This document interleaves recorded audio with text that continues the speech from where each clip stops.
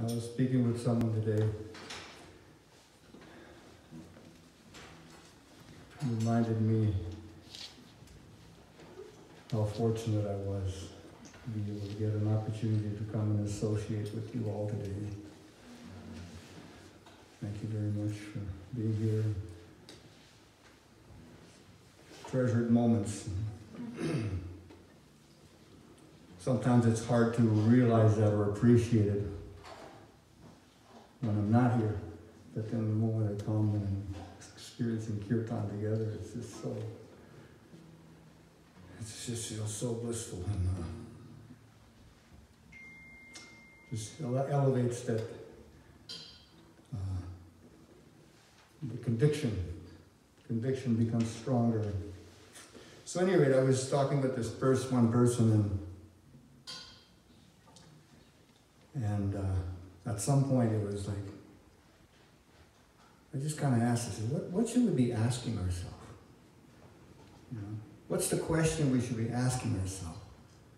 And the person replied, well, I guess it could be the meaning of life, but then again, I don't know. So I said, well, that's a good place to start off from. You know, I don't know. Because we really know. What is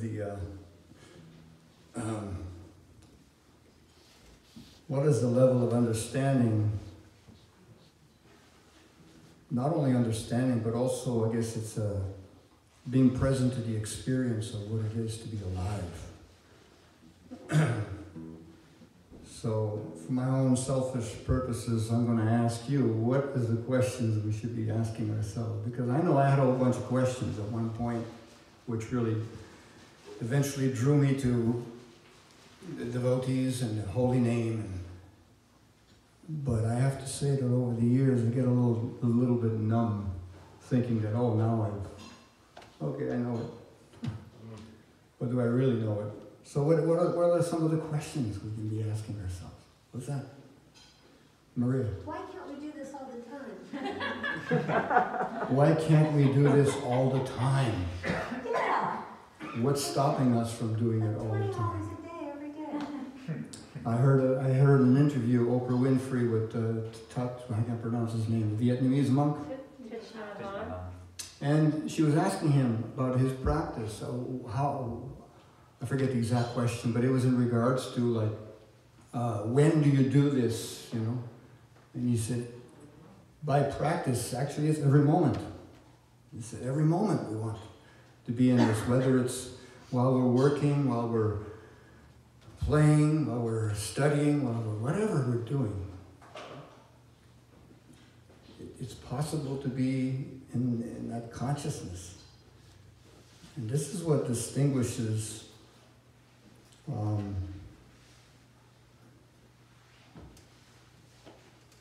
the realm of true awakenedness and the realm of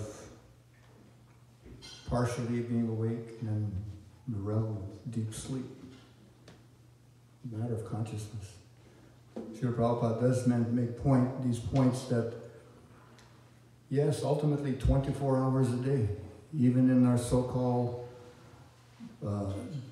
dreaming state and deep sleep, the completely self-realized soul is actually present at all times.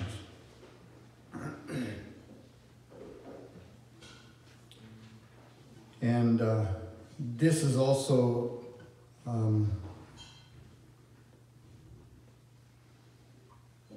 if I could use a word, well, what's normal and what's not normal. Like one young girl asked her mother, she was a psychologist, so the young girl asked her mother, says, I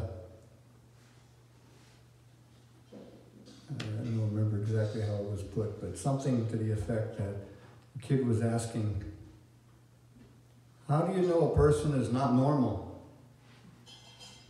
When you get to know him. When you get to know him. So that's the first stage.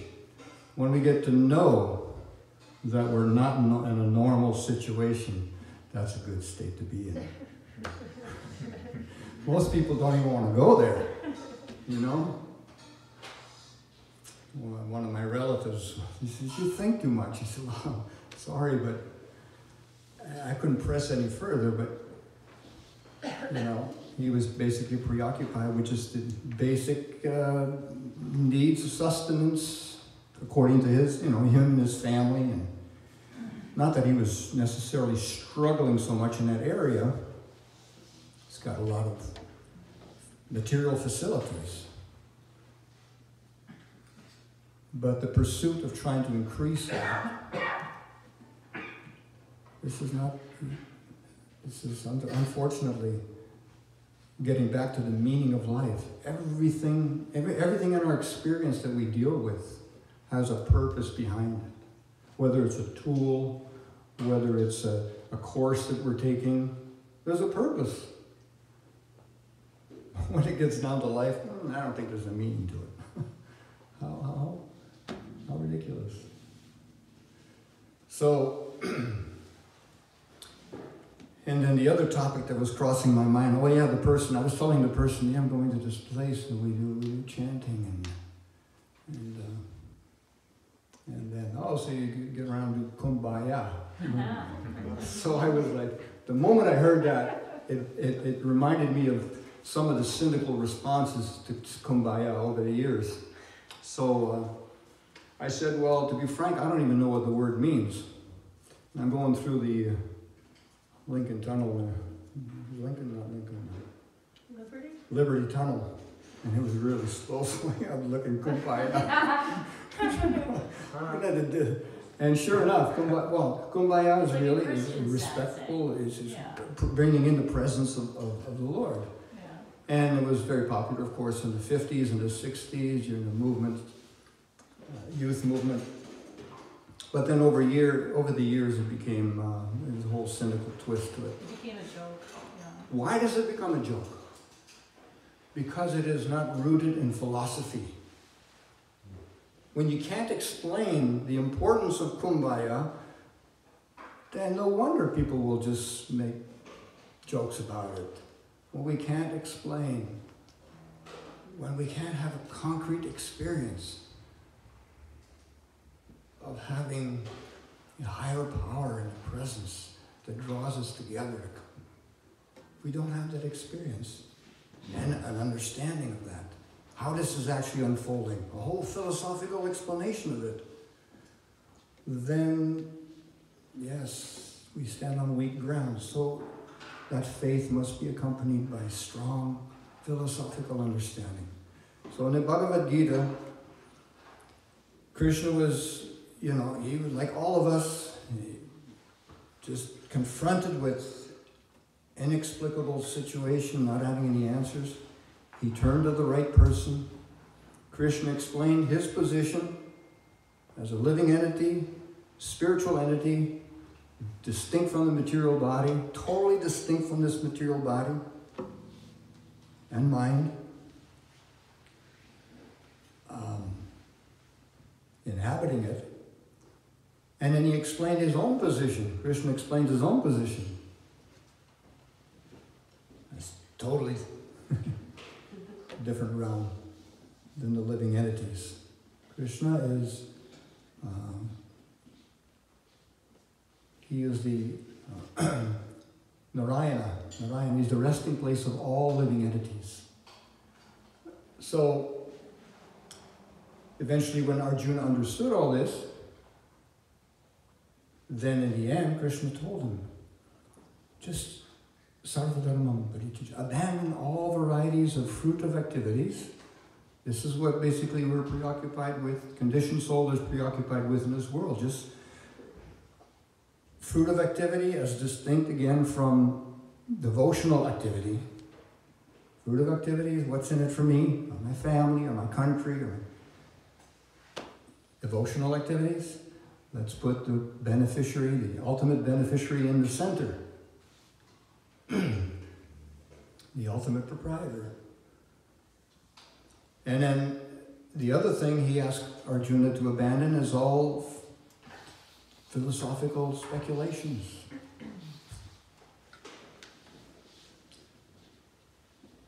So Arjuna realized that.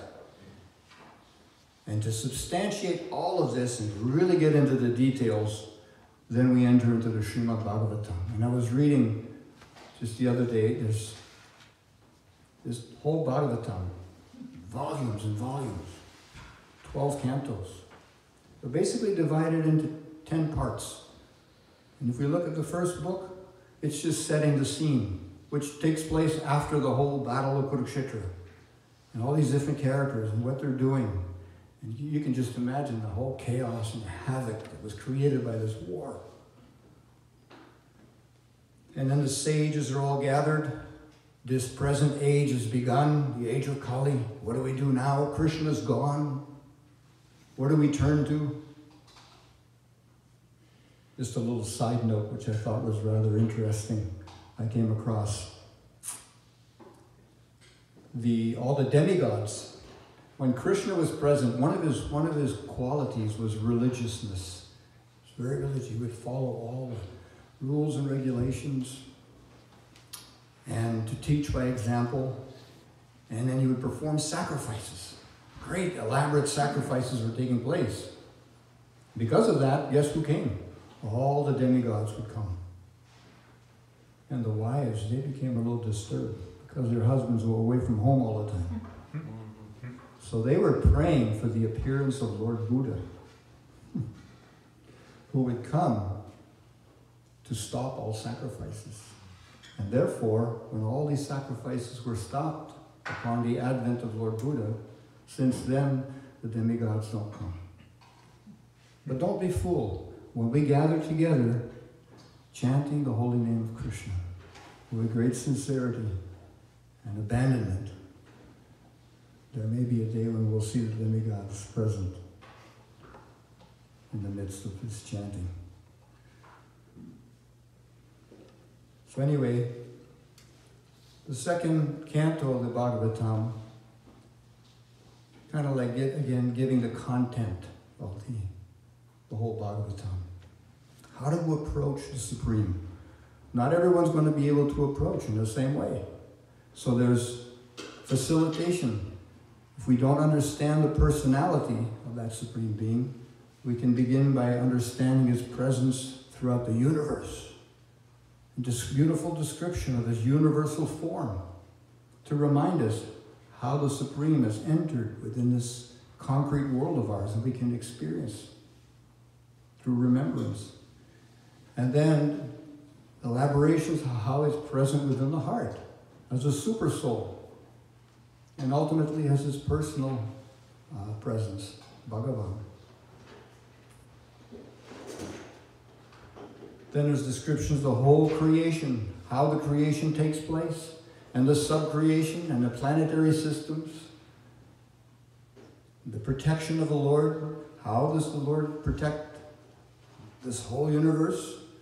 Through the Vedas, through guidance and instructions, which are being beautifully presented and elaborated in details by the different Manus, the Father of mankind. All the scriptures made available. And then the science of God, how God Himself comes to this world, as He told Arjuna. Whenever there's a decline in religion, a predominance of irreligion, I descend. Either myself, this incarnation, that incarnation, this prophet. So a whole list of different incarnations are and their pastimes and their associates. Just like when somebody, you see famous personalities, they're surrounded by their entourage. And, you got the road manager, you got this person, that person. So Krishna comes and He comes associated, or Lord Ram, Lord Buddha, they come with their associates. And there's all these wonderful pastimes. Again, why? To reestablish the principles of religion, to attract, to disseminate knowledge. And then there's the whole winding up of universal affairs.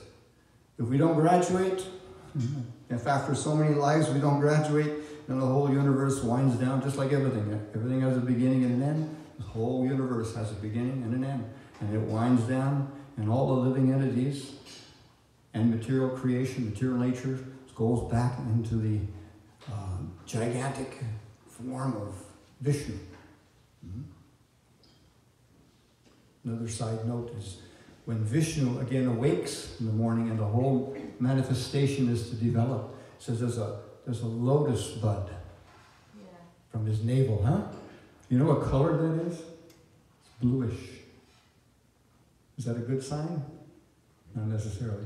According to the Bhagavatam, it says that bluish tint is the accumulated sinful reactions of all the living entities who are about to take place, become manifest again. So we have to come back for more purification. Imagine life after life after life.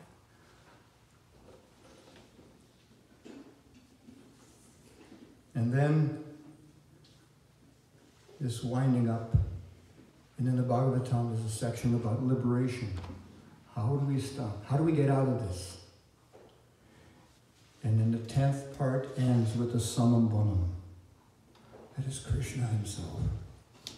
Krishna, his personality, his entourage, his associates, his pastimes, his qualities, his names. Endless, endless, endless information about his personality.